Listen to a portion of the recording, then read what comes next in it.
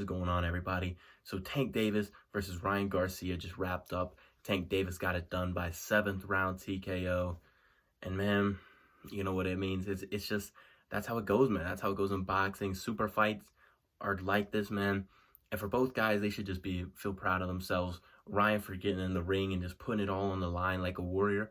That's what you should do. That's what boxing's about at the end of the day, not winning or losing, but doing exactly what Ryan Garcia did, which is providing an incredible fight and putting it all on the line. The pressure, the hype behind this fight was just huge. And at 24 years old, I felt he handled it well, didn't make excuses.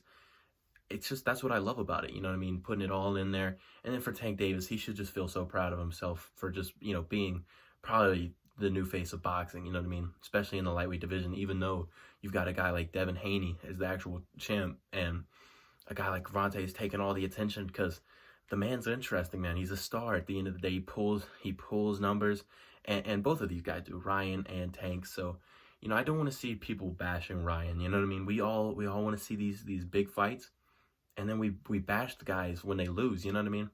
And I know it's playful on Twitter and stuff, but it's just going overly crazy, saying this is the end of Ryan Garcia's career. I mean, come on, man. The guy's 24. He's already got good wins. Emmanuel Tago, Luke Campbell, Javier Fortuna. You know what I mean? He has good wins. It's just, he's getting into the top upper echelon of the lightweight division here in boxing. And the kid's young. And this is what boxing should be. Undefeated guys, no matter what your record is, putting it all on the line. Don't do what Tyson Fury's doing with Usyk right now. Make the fights happen. Make the fights happen.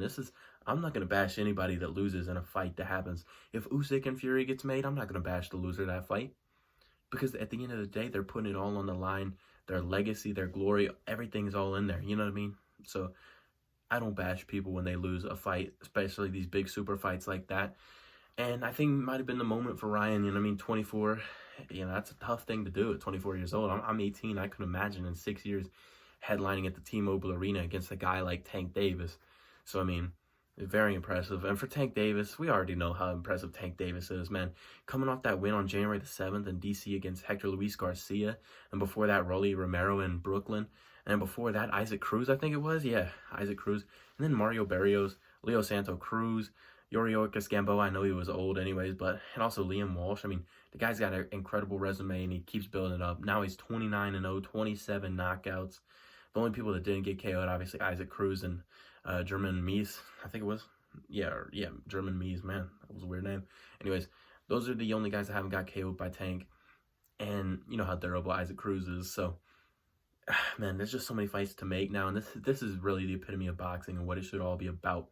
Fights like this should get made more often. Fights, putting that undefeated record on the line is just so, dangerous for a lot of these guys. But I really applaud people like Tank Davis and Ryan Garcia who put it all on the line.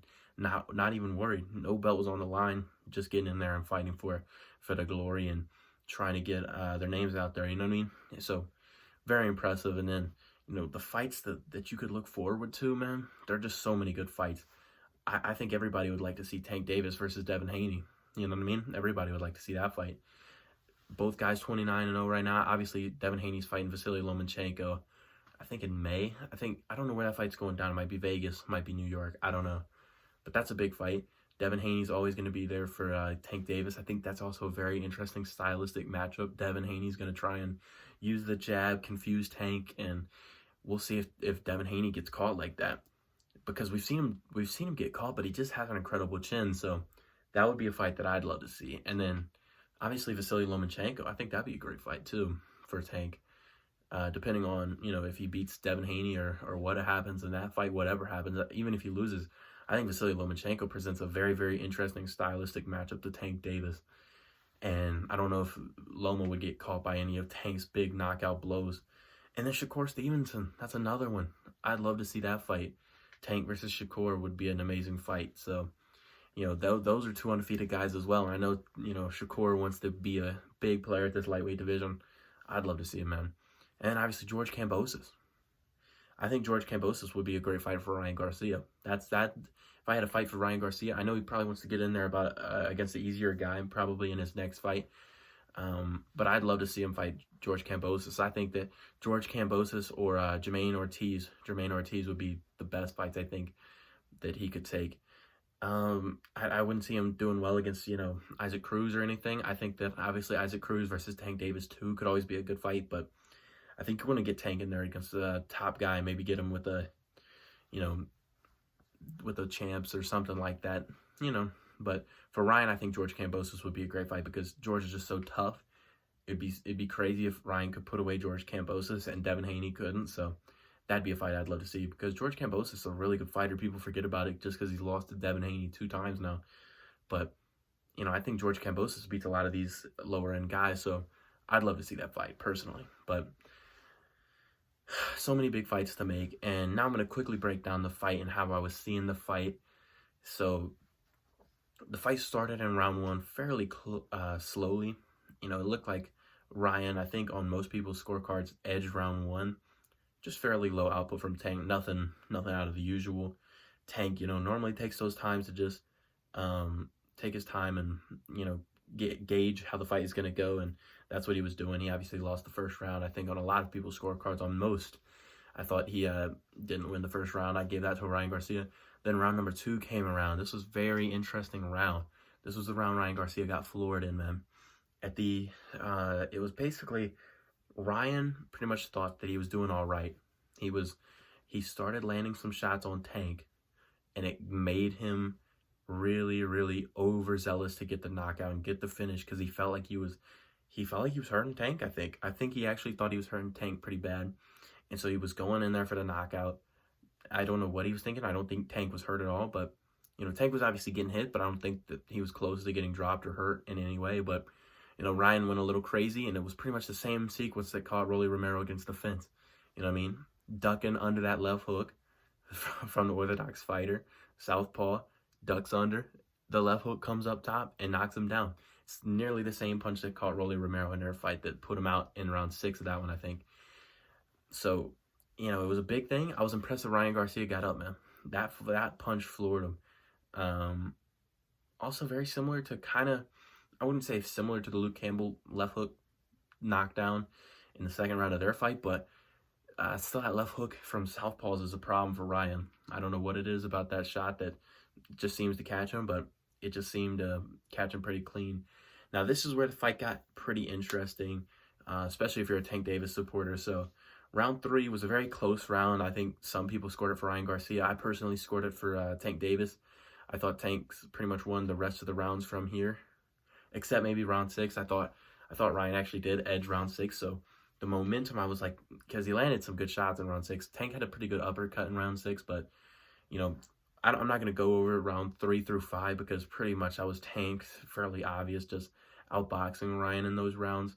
And then in round number 6, it was Ryan landed a pretty good right hand at the start of the round, and then Tank landed an uppercut. So I'm not mad if you scored that round for Tank Davis. I thought there was a pretty big argument for Tank to win round 6 as well. And then round 7 came around, and Ryan was in this fight, and I don't know, some of the momentum felt like it was kind of shifting maybe towards Ryan Garcia.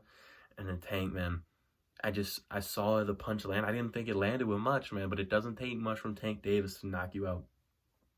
Ryan Garcia just went to the ground, man. It was just, he just took a knee. I saw him backing up weird. I knew he was hurt. I saw him backing up weird. I thought he might have did something or sprained his ankle or something. I don't know what was happening. But I knew that I saw the body shot hit him, and then he went to the ground, man. And, when you're on the ground like that, people are going to say, try and get up. I'm going to say that because I'm on the sideline, but I didn't get hit in the liver. So, I don't know how that would feel if I'm in the moment and I'm done because the liver shuts you off, can't move. But, it's just how it goes in a fight game, man. You get caught with something like that, it puts you down, it puts you out. But to me, I think Ryan can come back from this, man. He's 24 years old, and it boosts Tank up to another level, man. Another level for Tank Davis. A lot of eyes were on this fight. A lot of casual fans watching this fight. That's what boxing needs, is casual fans. You see these guys like Aiden Ross in the crowd, and a lot of YouTubers were watching this fight because Jake Paul and like Ryan Garcia are friends and stuff. Ryan Garcia is big in the influencer world, and it kind of brought in a cross promotion of a bunch of younger people, which is really what the sport needs. Because now those people are watching Tank Davis, which I know some of them were watching already, but there's a lot of casual fans that watch boxing. And, you just want to get more and more fans that are really dedicated to the sport, because a lot of guys just watch the top level guys, and if you get them into the sport, then you can show them all the other great fighters. Tank's not even a champion of lightweight right now.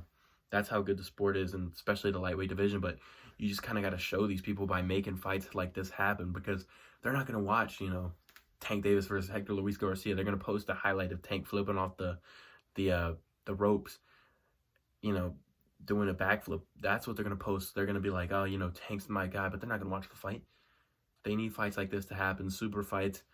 Not going to bash either guy, man. I'm not going to bash Ryan Garcia for losing, man. People, this is what you do in boxing. You lose, man. This is how it needs to be. It needs to be like this, where you've got guys that are willing to put it all out there, willing to put their record on the line to win or lose.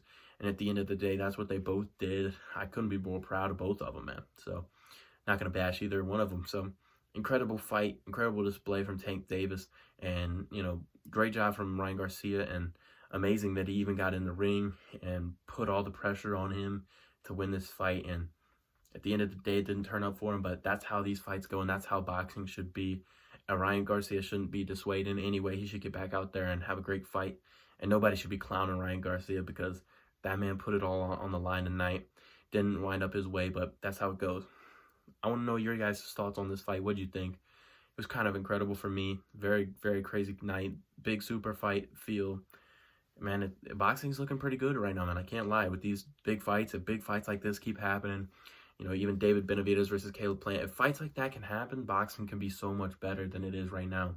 So, let me know what you guys thought. I was impressed with both men, and I was just happy that both men got in there and put it all on the line and put together an amazing pay-per-view card and an amazing pay-per-view fight. Let me know what you guys thought of this fight. Peace out.